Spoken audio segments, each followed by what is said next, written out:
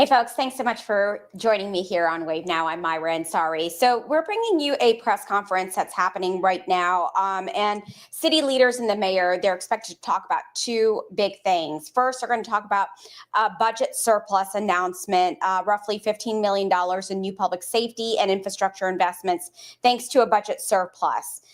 So this investment is going to include a new fire engine and dump trucks, various sidewalk improvements, plus $1.5 million towards a down payment assistance program for low-income home buyers. And then also included in this press conference, after we talk about the major announcement that the mayor's making, we're supposed to get an update on the Givaudan investigation, the plant explosion that happened last week in the Clifton neighborhood. So a couple of things that are going to be discussed today. We're just waiting for the mayor to start this media briefing, but wanted to bring it to you here on Wave Now so you could see what they were talking about. Sorry, there's someone standing in front of our camera, but just an update there from, again, the city officials talking about, first, they're going to talk about a $15 million in new public safety and infrastructure investments, thanks to that budget surplus. They're going to use in various ways, and then we're expecting them, to give us an update on the Givaudan investigation. So just waiting for this press conference to start. I jumped on a little early because the mayor tends to start on time, so wanted to bring that to you today. So just stand by for me and wait as we get started.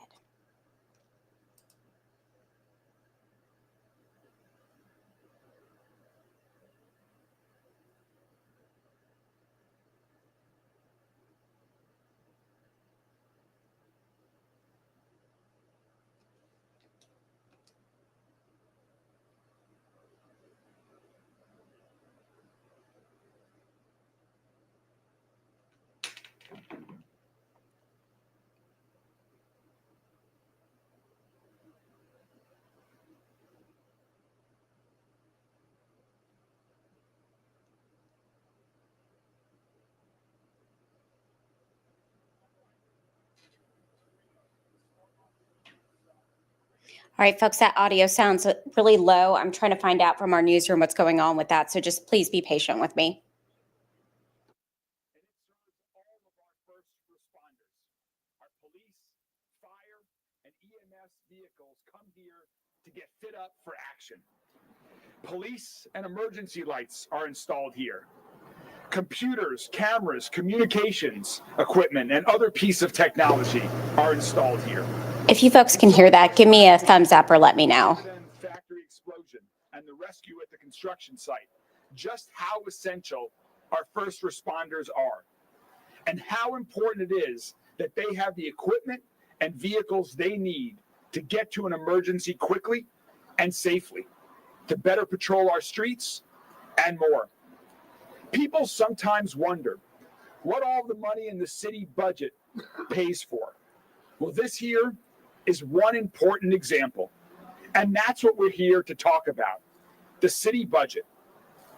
Since I took office, I've gone through the budget line by line to look for ways that we can manage the city's resources as effectively as possible. That line-by-line review informed recommendations that I made to the Metro Council during the last budget presentation, as well as changes that I've directed our Office of Management and Budget and agencies all across Metro government to make in terms of how we manage, spend, and invest money entrusted to us by the people of our city. And I'm proud to say that we're doing things differently, and it's working. It's paying off. We're seeing a significant increase in revenue because of changes that we've made in our investment strategy. We're also seeing cost savings on the operational side of Metro government as our agencies find ways to be more efficient. Put all of that work together, and I'm proud to announce that for the last fiscal year, Louisville Metro government has a budget surplus of over $16 million. About $10 million of that comes just from our improved investment performance alone. And I want to thank Metro Council President Marcus Winkler and all of our partners on Metro Council for their partnership in crafting a budget and working together for good fiscal management. And I also want to thank our incredible team of people that I have the honor to work with every day at Louisville Metro Government. There are 5,000 plus dedicated public servants who work effectively and efficiently every single day for all of the people of Louisville. And this $16+ million surplus means that we can do even more to make our city safer, stronger, and healthier. So today, I'm announcing some of the recommendations that I'm making to Metro Council. I believe that we need to invest in our highest priorities, and that starts with improving public safety. Every resident in every corner of our community deserves to feel safe and be safe in their neighborhood. And that's why we're here, because the work done in this shop is essential to public safety. LMPD, for example, buys about 100 vehicles a year, and they're outfitted right here at this shop before they can go out on the streets to help patrol and prevent crimes. We need more police officers patrolling our neighborhoods, and this investment will help make that happen. Seeing more police cars out on our streets, patrolling neighborhoods, is a top concern that I hear from residents all across our city. It's also something I regularly hear from our police officers when I attend some of the roll calls with Chief Humphrey. I hear this over and over again, the need for more police cars on our streets, and this investment will help make that happen. This vehicle shop needs more space. They struggle sometimes with a backlog because they need more bays so they can get more vehicles processed and out on the street. So I'm proposing today that we invest in expanding this vehicle shop so we can get more vehicles equipped and on the street faster, keeping more people safe. That's just one of more than a dozen recommendations I'm making to Metro Council that will strengthen the work we're doing to keep people safe and to provide essential services. I also recommend that we invest more in cameras to help LMPD prevent and solve crimes. And the work of public safety takes many different forms. Last week, we looked ahead to the winter with our snow team. We have plenty of salt on hand across Metro government, but our snow team needs additional new vehicles to keep our streets clear. And for too long, our city government ignored many important investments in keeping our vehicle fleets operating efficiently. These proposed investments will start making significant improvements. In addition, there are roads and sidewalk projects we can take care of in East Louisville, in South Louisville, in West Louisville to make our streets safer, reduce traffic, and improve neighborhoods. And as I've been talking about since the very first day of my administration, another one of our highest priorities is housing. That includes building new homes and helping people buy homes. That's why I'd like to invest more in Louisville's Metro Down Payment Assistance Program, so more hardworking families can buy homes and begin to create generational wealth for their children and grandchildren. And finally, the area that I'm identifying for the most significant investments from this budget surplus is with Louisville Fire Department. Last week, we celebrated the addition of a new truck for Louisville Fire. That was one item on a long list of investments that we need to make to support the men and women of Louisville Fire Department. And that's why I recommend that we take this opportunity to invest in new equipment along with renovations and upgrades to existing facilities for Louisville Fire. These investments will have to be repeated again in future budgets to catch up. But these investments today that we're announcing are a great start. To talk some more about these investments and their impact, I'd like to introduce the Chief of Louisville Fire Department, Brian O'Neill. Chief?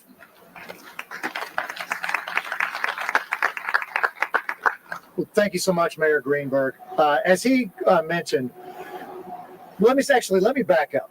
The Louisville Fire Department is the third oldest professional fire department in the United States. That brings with it a lot of history and a lot of tradition, and a lot of history means a lot of age. And unfortunately, That means aging equipment and aging houses. So we're very proud of that tradition, but we've got to stay on top of replacement and repair. So to give you a few stats on that, when we look, we just added truck 4 down to 34th and River Park, which is an amazing investment for that neighborhood, for the community, for the department. We still have, of our 32 frontline apparatus, we still have 9 of those apparatus that are over 20 years old. We have further another 10 apparatus that are over 15 years old. OSHA and NFPA says that you should have nothing over 15 years old as a frontline apparatus. Obviously, to replace all those right now is not realistic. So what we're presenting to the mayor is a fiscally responsible, but also highly responsible to the community plan for apparatus replacement over the next years, so that we will not only have what we need now, but to make sure that whatever the city looks like 15, 20 years from now, they'll have what they need into perpetuity if we follow this plan. As the mayor mentioned, this is the first step to get there. What we're looking at right now is if we can start a replacement project of several apparatus a year. For many years, we've only been doing 1 apparatus a year, and with 32, it just doesn't keep up. You lose really quick. So we need to do some catching up. As I mentioned with the age of the fire stations, we have 7 stations that are over 100 years old. We have a further 11 that are over 50 years old. Again, tremendous pride in history and tradition that comes with that, but that's a lot of upkeep. So we're currently about $34 million behind when it comes to deferred maintenance. These are going to be some of the first big steps to stay on top of that. But when you look at those two things, the facilities and the fleet, being the city that we are able to handle those structures, those houses, a little bit more easily and put Band-Aids on them quicker and repairs on them than we can on our apparatus. And that apparatus absolutely has to be the first priority, because when we start falling behind, if you think about the East Broadway church fire that we had about a month ago, we had so many apparatus and personnel committed to that fire, we had to start staffing our backup apparatus as we called in additional firefighters to make sure the rest of the community was protected. At some point, if we're not careful, we're going to run out of backup apparatus. So we need to stay on top of this. And many thanks to Mayor Greenberg and his administration for taking this seriously and making this proposed investment. Thank you. Thanks, Chief. Thank you very much, Chief. And we're going to provide all the exact dollars for each of these specific proposals that we're proposing to Metro Council this afternoon. My recommendations are designed to maximize the benefits of this budget surplus for the people of Louisville and to make our people and our city safer. We will continue to manage the city's budget with our new approach, focused on the most impactful investments to keep your family safe and to keep our city clean and vibrant and growing.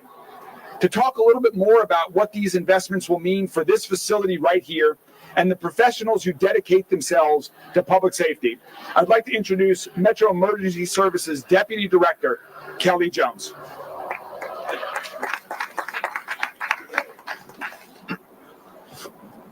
Well, I didn't realize that the chief is the 3rd oldest fire chief in America. You certainly don't look that old. First of all, 2 words I'd like to say, particularly to the mayor, his staff, and OMB, and that's, Mayor, thank you. Thank you for making the investment here today, for making the allocation. I don't think it gets said often enough. It's always very much appreciated. Today is investment in our personnel, in our agency, in our community. It's very important. And the things that we do here are very important. You say, what do you actually do? A lot of folks have never been here, didn't even know that we exist. We install and we repair emergency equipment first and foremost. For first responders, other city agencies, and other community agencies, LMPD, fire, small cities, parks, works, ABC, and many others. What a lot of folks don't realize is we have over 130 agencies we serve out of this building with over 10,000 radio users. That's a lot. Why is it important? Well, it's how we communicate. It's an investment of safety. And I'll give you an example. I know a lot of folks think my career in law enforcement started on horseback, but it didn't. But I can tell you 35 years ago, I got in a fight on a Friday night. I was losing ground. I was by myself. I was able to reach over, press the microphone button on my radio laying on the hood of my car, and it was one simple statement: 253, I'm in trouble. I needed two things to happen at that moment. I needed the equipment to work, and I needed someone on the other end of that radio to hear me. And both occurred that night, and I'm still standing here today because of it. This allocation allows us to improve our proficiency and even our storage issues. We've got equipment stored all over these grounds and everywhere that we can fit it and we can make it go. Changes happen fast in this world. Technology, new body camera systems, new in-car systems, LED lights, radio communication equipment. It changes so fast, and so do we. And we need the ability to do that. And the last couple of things I want to say is I want to thank all the first responders for all the things that they did last week when the city was challenged on a couple of different occasions. Thanks to every city agency, every citizen in our community who stepped up to try to improve our community safety. Our city is only as strong as we are collectively. And last week we showed how strong we are and how strong we can be. Today's investment here in this radio shop will make us stronger and safer. Again, I thank the mayor and I thank all of the employees and all of the citizens who make us collectively stronger as a city. Thank you.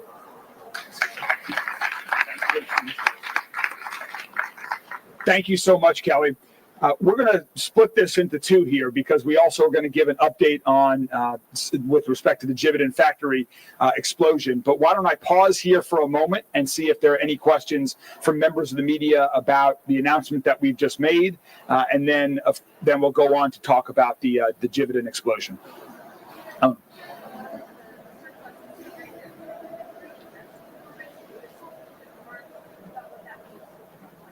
Yeah, sure. So the city government has had for several years now has had a significant amount of what's called cash on hand. The federal government through the American Rescue Plan invested a significant amount of funds in the city. That took a while to spend. We had allocated what those investments were, but then it takes a while as the projects are happening for the money to be spent.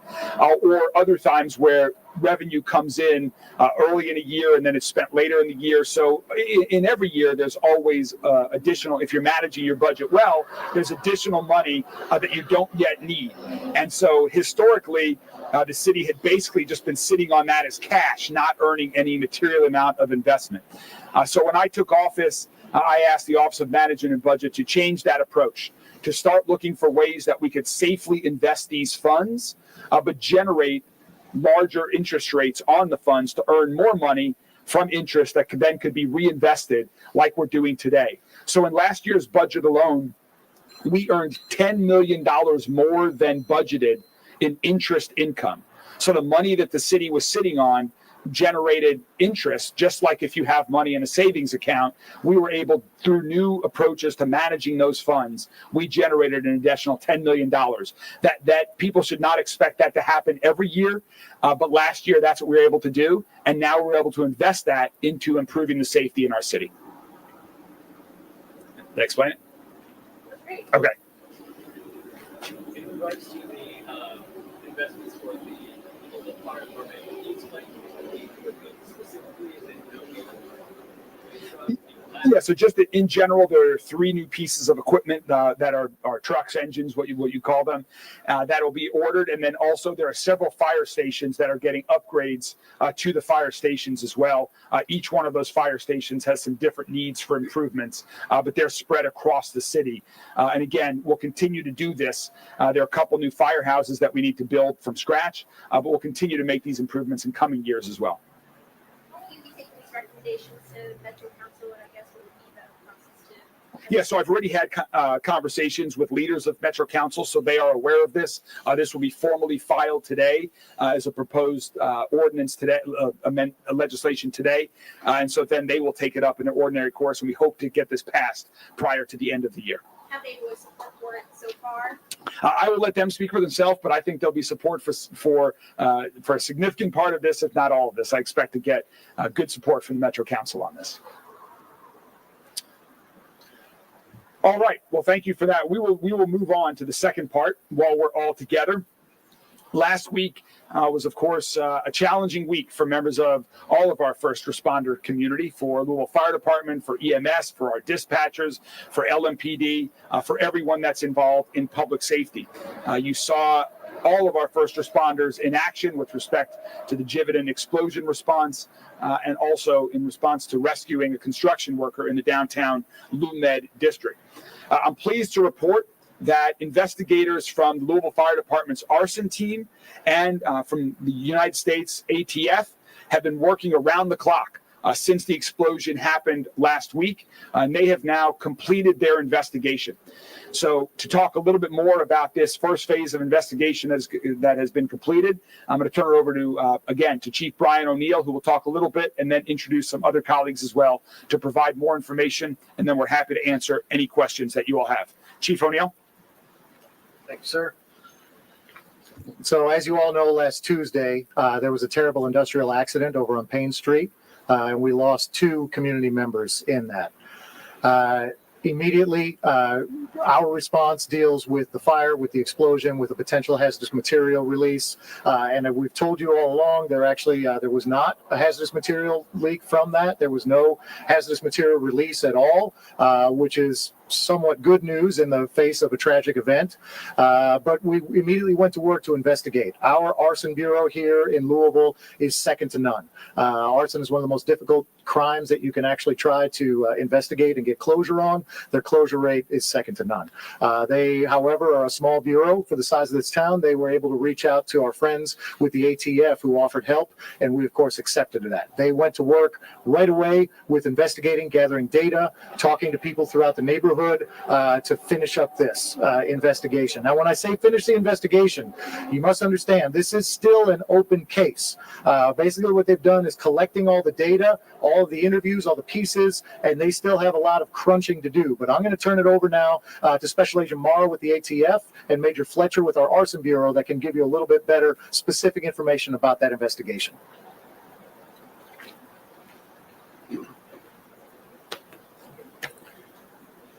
Well, good morning. My name is Sean Morrow. I'm the Special Agent in charge for the ATF Louisville Division. And I appreciate the opportunity to come here today to provide an update. Since the incident occurred last Wednesday, our team has made some significant progress in the investigation to determine the origin and cause of the explosion. But before I get into that, I'd like to take just a quick moment to say how impressed I've been working alongside the Louisville Metro Fire Department this past week. To say that they have faced some incredibly complicated calls for service would be an understatement. And without fail, they rose to each one of those occasions. I think it's important to commend the leadership of Chief O'Neill and also Louisville Metro Arson Bureau Major Fletcher for their excellent leadership. Louisville's very lucky to have both of those in the ranks.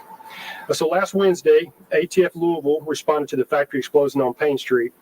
Due to the size of the scene, the wide impact, and the undetermined nature of the explosion, the fact that 2 employees were killed and more than a dozen were injured, the ATF National Response Team deployed to assist our local office and the Louisville Metro Arson Bureau in the investigation. Approximately 50 ATF personnel were deployed. As I mentioned last week, that team consisted of special agents, fire investigators, explosive specialists and bomb technicians, forensic chemists, fire protection engineers, electrical engineers, digital forensic media specialists, and intel analysts. Their work involved collecting evidence from the scene, interviewing several employees, citizen witnesses, nearby residents, business owners, and a number of other individuals with important information about the business and the equipment inside the factory. Over the course of 2.5 days, our investigative team, the Arson Bureau and ATF, conducted more than 135 interviews and canvassed or assessed impact to nearly 200 properties in the community, both residential and commercial. And as the chief mentioned, although the investigation is ongoing, we are confident in the information that we have, and we were able to make a few important determinations and provide some important information to the public. First, there's no ongoing threat to public safety. The scene is contained, it's secure, and the plant is no longer in operation. Despite an incredible amount of damage, the investigative team was able to recover internal surveillance video leading up to the blast, as well as a hard drive a black box, if you will, that contained important data for cooking vessel number 6, including historical performance settings. The investigation showed that the origin of the explosion was cooking vessel number 6, located on the south side of the facility. The data analysis is ongoing, but we were able to definitively say that cooking vessel number 6 failed, and that led to a catastrophic event. We interviewed several employees who were present, who provided important information about what they observed prior to the incident. Although the investigation is not final and it'll take a little bit of time for us to finish up, and we're comfortable with the information that we have to say that this incident was an accidental event. It was an industrial accident, and there's no indication anyone did anything intentional to cause the explosion. Over the coming days, the investigative team will continue to put their findings together and wrap up our initial phase and issue a final origin and cause report. As the mayor and chief mentioned previously, the property was released back to the company yesterday, and Louisville Metro Fire and ATF are no longer on scene. There will certainly be some ongoing regulatory investigations from a variety of agencies and inquiries by insurance companies, as is customary in these type of events. This is an incredibly tragic incident. We hope that promptly providing this information brings some relief to everyone, including those that lost loved ones or were seriously injured. Thank you.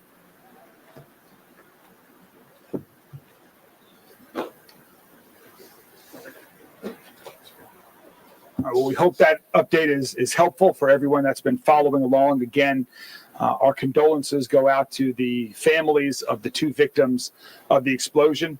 We'll continue to stay involved, but we think it's incredibly important to communicate as quick as possible, as openly and transparently as possible, following incidents like that. And so, thank you, Special Agent in Charge Morrow, for that great and thorough update. I think they're happy to take questions also if they can provide any extra questions at this time. For Agent Morrow, what is a cooking vessel and what led to the failure? Do you know? Well, there's still, so in terms of cooking vessel, obviously the facility makes a number of products that go into food or cosmetics, and in their manufacturing process, there is a process to cook those materials. They have a heating and cooling. This particular vessel was a container that had a substance that they manufactured.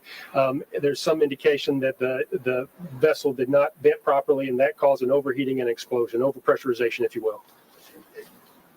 We had an employee that worked there tell us that they had been warning management of this particular device for weeks that it was a problem. It had been overheating.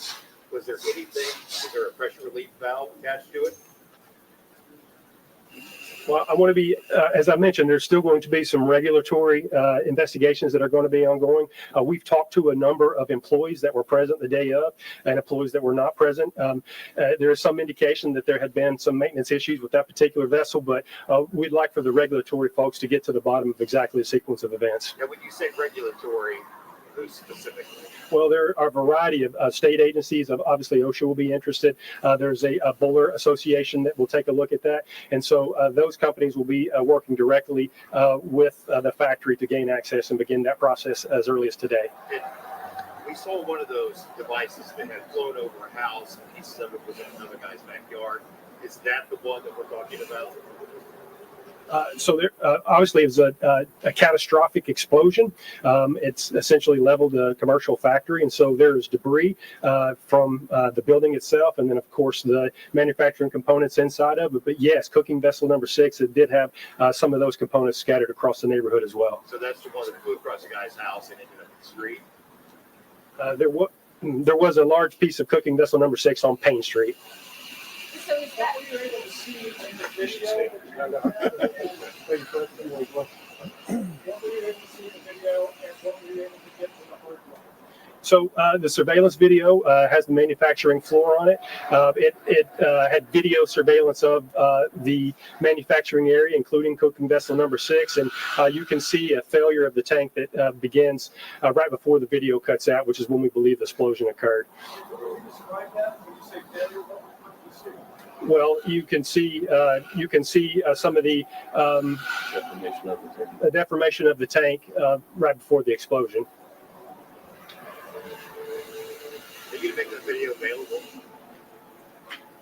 Right now, as I mentioned before, the investigation is still ongoing. We have the purpose of today, we want to come out and provide the community with some important information so that they understood what these initial findings were.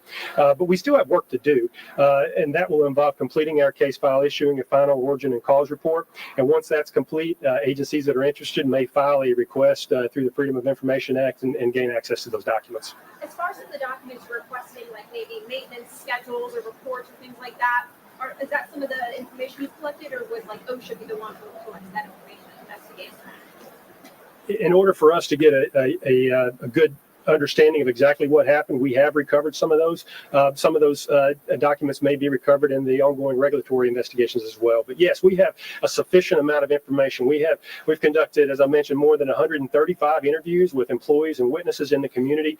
We've had the opportunity to look at the surveillance video. We've had the opportunity to do some initial analyzation of the hardware that was associated with this cooking vessel number 6. And so we're very confident in our determination that this was in fact an industrial accident. Would that also be described as like a boiler, or is it something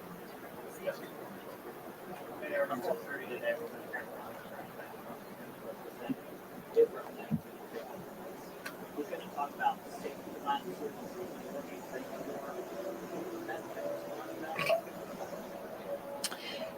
Safety is critically important. I mean, we're here today talking about the city making investments in public safety. People often think that that is just confined to the police department or the fire department. But as this explosion shows, we need to be concerned, and we are concerned with safety all times and every day in all walks of life, including when people are at work. And so I think it is very important that all employers in this community and everywhere continue to redouble their efforts with respect to safety of their employees and workforce. I know we've got great corporate citizens all across the community that talk about this all of the time. I go to job sites all of the time where they're talking about how many hours, how many days, how many weeks, how many months they've been without workplace injuries, that safety comes first. I think that's very admirable, and I think that's very important for companies to follow. I should mention, speaking of the company, there will be a community meeting at 6 p.m. today that the company will have representatives at, but also I'm pleased to let you all know that our administration will also have representatives there as well. A couple of my deputy mayors, Deputy Mayor George and James, will be there, as well as others from various agencies that have been involved in the response. We think it's critically important to remain engaged with the neighbors, with the impacted people until they have their lives back on the right track. Do you believe it's plausible based on what the company may have ignored? Yeah, I don't have enough information on that yet. Again, as you just heard, the investigation continues. I think it's very important that we continue to learn all of the information, but we certainly want to learn more. And I totally understand, the concern that the victims have regarding this explosion. Can you explain more about the? This will be the last question, Emma.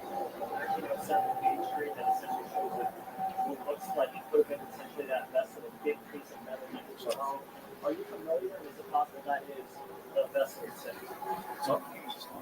Yeah, I'm not.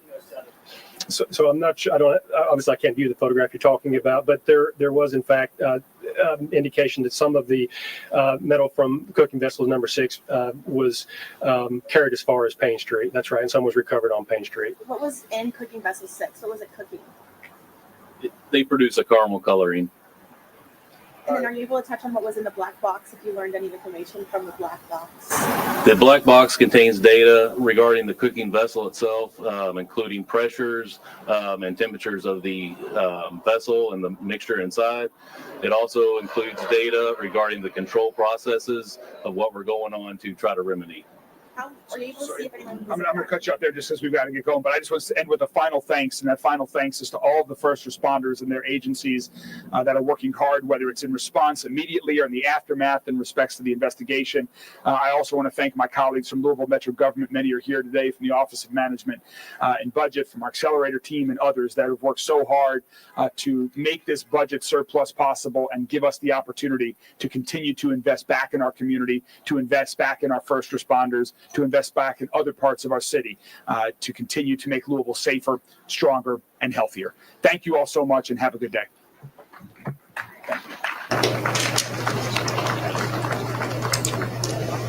All right, folks, thanks so much for staying with me as we got an update on the Givaudan plant explosion that happened in the Clifton neighborhood last week. So we finally have a little bit more information on the cause of that explosion. The ATF said through internal surveillance in the black box, they determined that it was a cooking vessel number 6 that was cooking caramel coloring exploded. Basically, it was overpressurized, and that caused that massive accident to happen last week on the Givaudan explosion off of Payne Street. And it was so intense that part of that cooking vessel ended up in people's yard on Payne Street.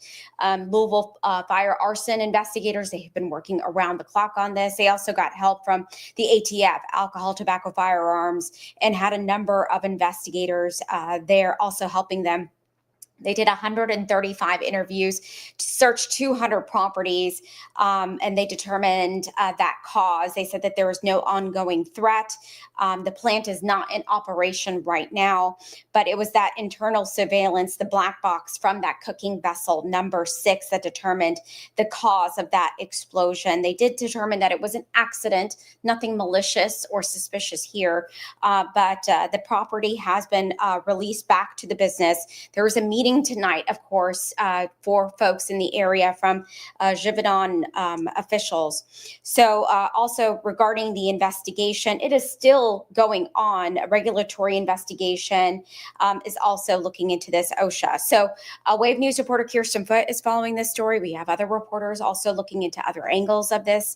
But the big information today is that we determined that the cause of that explosion at the Givaudan factory in the Clifton neighborhood was from cooking vessel number 6, which became overheated and failed and caused that event. So big update on that. Coming up at noon, let's see, also in an hour, we're expecting to get a little bit more information. Attorney Ben Crump is representing one of the victims in the explosion.